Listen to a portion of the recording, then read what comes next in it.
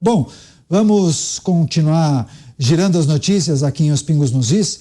Desde o início da gestão Lula, a base do governo atuou mais contra o petista do que a oposição na tramitação de medidas provisórias.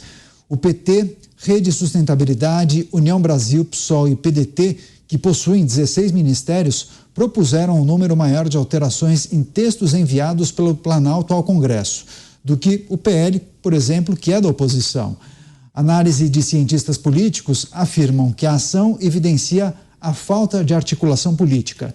Segundo dados analisados pelo Estadão, das 21 medidas provisórias já assinadas por Lula, o PL tem 2,59 proposta de alteração, enquanto a média petista é de 3,14.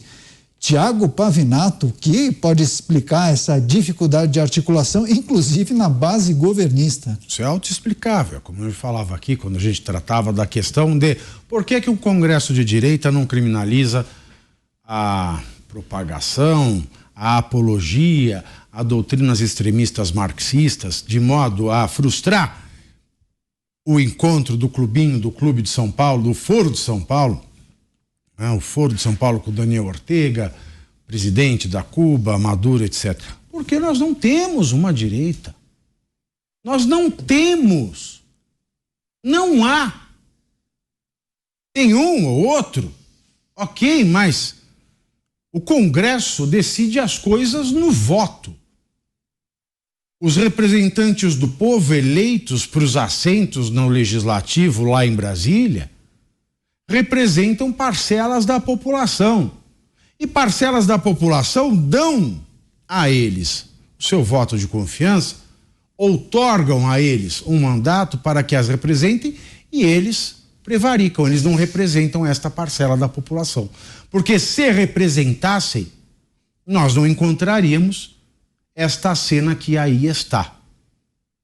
É claro que partidos mais radicais, que foram base de sustentação do governo Lula e são base de sustentação midiática deste governo, como, por exemplo, o PSOL, eles vão fazer muitas objeções aos textos que saem do Palácio do Planalto, porque eles não têm nenhuma inibição para exercer esse radicalismo marxista que o PT, ele, como é que eu posso dizer, enruste para que se mostre aí um partido interessante a quem produz no Brasil e não assuste tanto.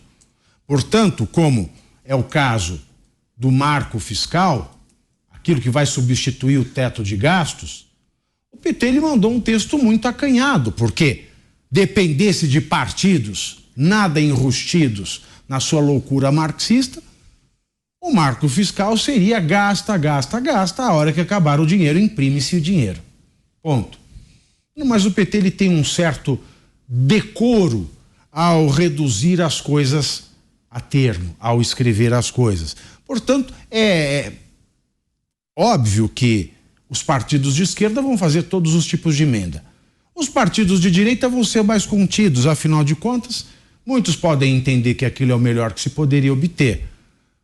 Contudo, não é o que parece, porque o projeto, continuo eu com o exemplo do novo marco fiscal, do novo arcabouço fiscal, o arcabouço fiscal, ele é um texto ruim. É um texto que merecia mais inserções mais assertivas, como, por exemplo, naquela cláusula que passou batido para o Senado, em que há uma interpretação de que o governo, apesar da propaganda de que não vai poder alterar os seus gastos, aumentar os seus gastos, aliás, já em 2024, a despeito do não crescimento, poderá aumentá-los por conta de receitas externas. Enfim, ninguém prestou atenção, ninguém se movimentou, ninguém debateu pouquíssimos foram aqueles que puderam debater claramente sobre o texto que foi aprovado na Câmara dos Deputados, e mesmo quem debateu com certa coerência omitiu do povo dolosamente que esta cláusula da aumento de gastos em 2024 poderia gerar uma dúvida judicial e poderia favorecer o governo em aumentar os seus gastos, mesmo sem o aumento de receita. Portanto, nós vemos aqui que nós temos pessoas que se chamam de direita e eleitores que se deixam enganar por políticos que se dizem de direita. Esta notícia se resume a uma frase, Caniato. O apoio do governo Lula faz mais oposição do que oposição ao governo Lula. Pois é, agora Roberto Mota, parafraseando aquele ditado popular, para quem tem essa base governista nem precisa de oposição, né, Mota? Daniel, há várias interpretações possíveis para esse fenômeno. Eu gostaria de, numa outra ocasião, retomar essa discussão muito interessante que o Pavinato aí começou, esta provocação que o Pavinato fez, e é sempre uma grande alegria debater com o Pavinato, né? Porque o Pavinato tem não só conhecimento teórico, mas conhece os bastidores da política brasileira. Mas em relação a essa notícia, eu acho que há várias interpretações possíveis para esse fenômeno. A mais óbvia delas é realmente a falta de coordenação, né? É uma bagunça tão grande que o governo não se entende com os parlamentares da sua base de apoio. Mas uma outra explicação perfeitamente possível é a absoluta falta de um ideário, de uma visão para o país que unifique o governo e aqueles que apoiam o governo. Então, ao invés de trabalharem juntos em torno de um projeto político, o que une essa turma é pura e simplesmente ambição política e eleitoral e a vontade de ocupar qualquer espaço disponível que exista no Estado. Então vira um vale tudo. E a gente não pode perder de vista, isso é muito importante, né? Um fato significativo.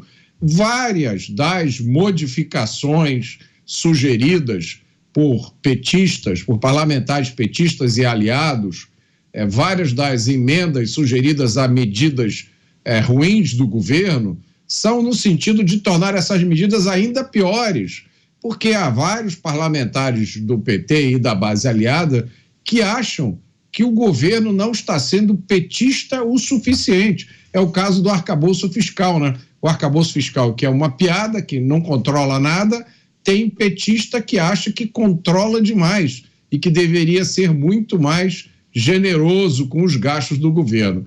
Então, a lição aí nada é tão ruim, nenhuma medida do governo é tão ruim que não possa ser piorada por uma emenda de um parlamentar de esquerda. Agora, Dantas, você que acompanha os bastidores aí em Brasília, qual é a explicação oficial para essa desarticulação do governo, hein? Não, a explicação oficial, Daniel, não tem não, até porque eles não vão admitir isso aí, mas a gente pode explicar essa situação por duas questões fundamentais. Uma, nós temos um governo que briga entre si, ali, os governistas brigam entre si. Por quê? Porque há em curso uma disputa de quem vai suceder o Lula. Eu falei mais cedo, o Lula teve de dizer publicamente que vai concorrer à reeleição para tentar pacificar.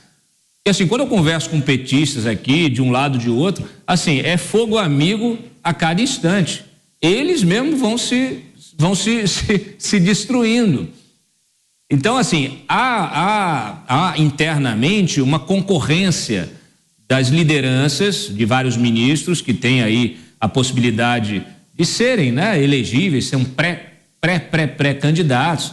E aí nós temos vários nomes importantes, já citei outros aqui, a própria Janja é também até considerada uma possibilidade. Mas então você criou dentro do PT, dentro dessa esquerda, uma concorrência entre lideranças políticas que têm os seus apoiadores, têm os seus partidos, têm os seus setores ali, suas bancadas, e isso vai gerando, vai minando o governo, a sua base dentro do Congresso e gerando muita notícia negativa do governo.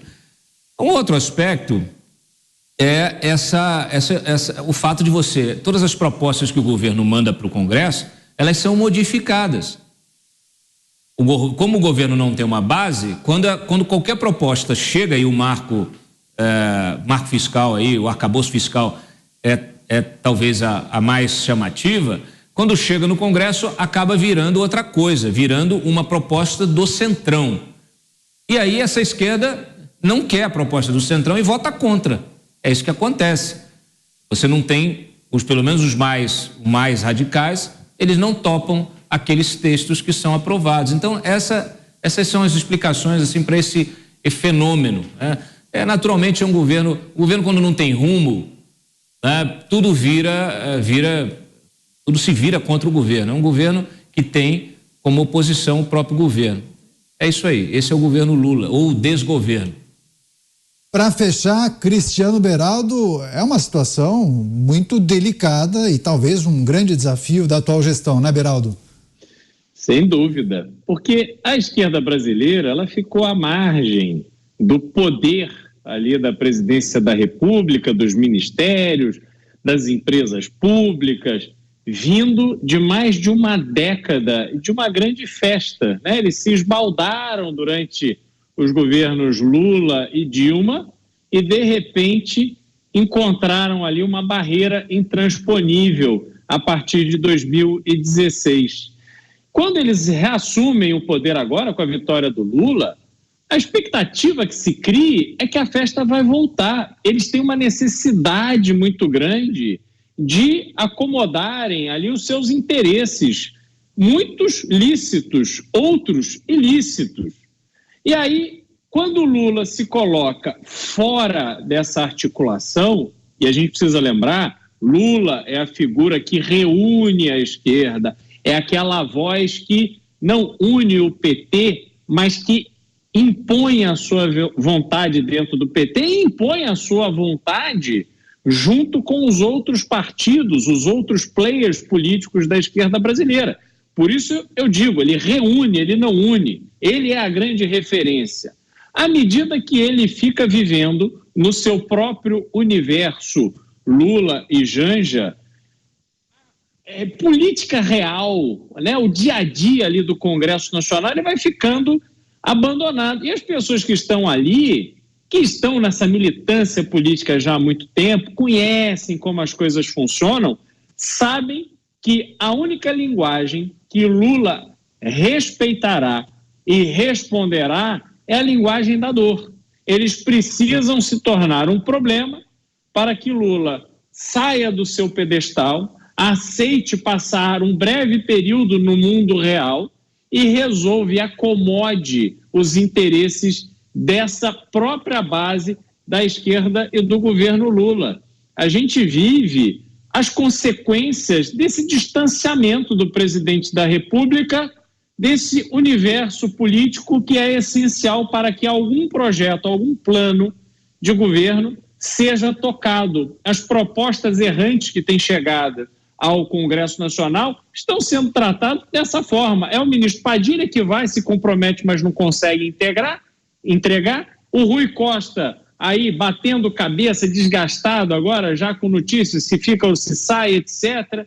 O Lula fala em catástrofe necessária para que ele troque ministros na semana passada, mas essa semana já se vê que a articulação para a troca de seus ministros está aí a todo vapor. É uma grande confusão.